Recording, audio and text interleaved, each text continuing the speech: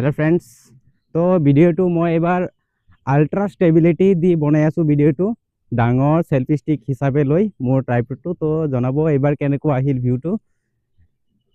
तो देखिबो होइसे किमान धुनियाके डांगरके आहे भिडिओ जो ভাল लागे लाइक शेयर और कमेंट करिबो और लगते आपनालोकेও तेनेके बनाई देखुवाबो आमाक आमिও लाइक करिम शेयर करिम आपनालोकर भिडिओबोर तो बहुत मजा हबो तितिया बेलेग बेलेग ठाइर बेलेग बेलेग भिउ हिसाबे आमी चाबो पारिम तेनेकुवा ऊपर পৰা तो आमार खेती पथर भिउটো এতিয়া আপোনালোকে চাব পাৰিছে ধুনিয়াকে কিমান ধুনিয়া হৈ আছে মই